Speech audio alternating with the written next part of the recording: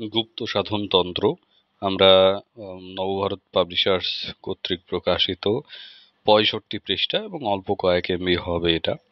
আম, যদি এটা দেখি বইটার নাম হলো গুপ্ত সাধন। গুপ্ত অর্থাৎ গোপন, গোপনীয়, অর্থাৎ যা ব্যক্ত নয়, অর্থাৎ অব্যক্ত। তাহলে যা অব্যক্ত তাকে তো ব্যক্ত করা সম্ভব নয়। কিভাবে তাহলে তাকে ব্যক্ত করা যায়? একমাত্র উপলব্ধির দ্বারা। সেই কারণে এই যে আমরা যেগুলো গুপ্ত বলি বা গহ্য বলি, যাই বলি না কেন, সেগুলো আমরা যতই ব্যক্ত করি না কেন, তা কিন্তু কখনোই প্রকাশিত হয় না। এগুলো সম্পূর্ণ সাধনা সাপেক্ষ এবং উপলব্ধি সাপেক্ষ।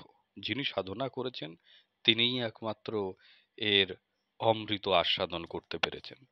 তাই আমরা গুপ্ত সাধন বলে যতই উল্লেখ করি না কেন, এখানে আমরা যাই প্রকাশ করি না কেন, এটা কখনোই প্রকাশ্যে আসার বিষয়বস্তু নয়।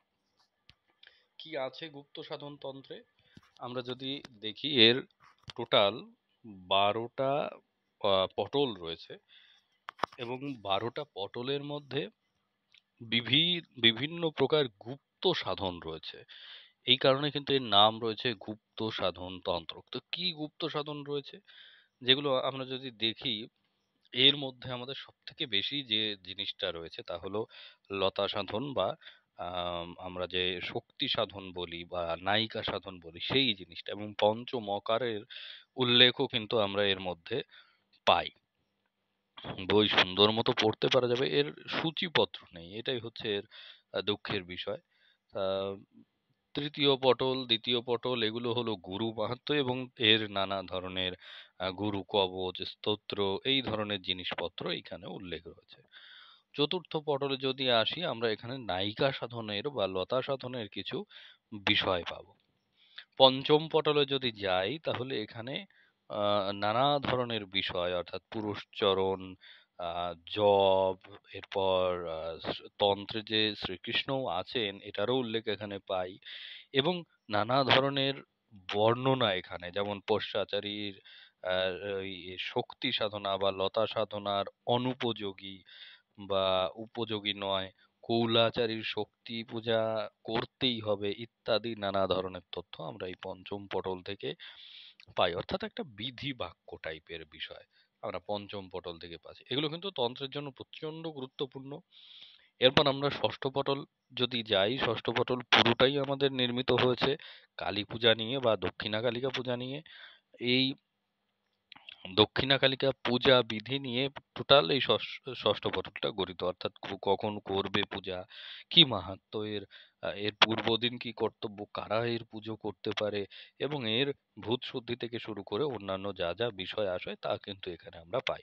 উল্লেখ্য যে এখানেই উল্লেখ করা হয়েছে কালীতন্ত্র এবং জামলে দক্ষিণাকালিকার সাধন বিধি বর্ণনা হয়েছে, এবং তাই এখানে সংক্ষিপ্ত পরিসরে কিছু এর মাহাত্ম্য বর্ণনা করা হয়েছে। সপ্তম পটলে যদি যাই, সপ্তম পটলের পরেই আমরা পঞ্চমকার তত্ত্ব সম্পর্কে কিছু ধারণা পাবো।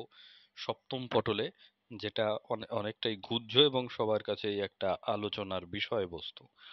অষ্টম পটল, অষ্টম পটল বিজ্ঞান মাত্র মন্ত্র চক্র বিজ্ঞান বেদমত। আচ্ছা, এখানে মন্ত্রের যে চক্রগুলো রয়েছে সেই চক্রগুলো সম্পর্কে আমরা জানি যে গুপ্ত আমাদের মন্ত্র গ্রহণের অকুতহ চক্র, আগাডাম চক্র ইত্যাদি জিনিসগুলো রয়েছে, সেগুলো আমরা অষ্টম পটলে পেয়ে যাচ্ছি এইখানকার উল্লেখ অনুযায়ী।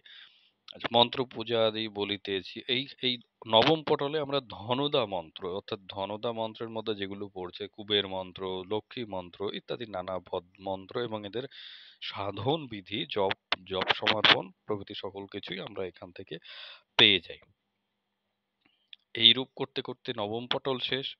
দশম পটলে যদি যাই, দশম পটলে মাতঙ্গী দেবী, অতি গুহ্য থেকে গুহ্যতম বিদ্যা দেবী, 10 মহাবিদ্যার এক বিদ্যা মাতঙ্গী দেবী। মাতঙ্গী সম্পর্কে তথ্য এখানে উল্লেখিত হয়েছে, এবং বেশ কিছু মন্ত্র এবং তার সাধন পদ্ধতিও এখানে কিন্তু আমরা উল্লেখ পাই দশম পটল থেকে।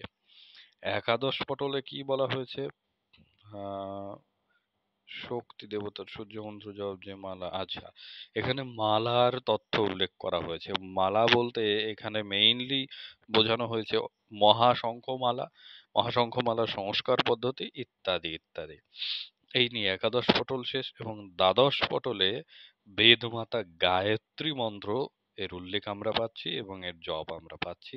এইভাবে দ্বাদশ পটলের মাধ্যম দিয়ে গুপ্ত সাধন তন্ত্রটা শেষ হয়েছে।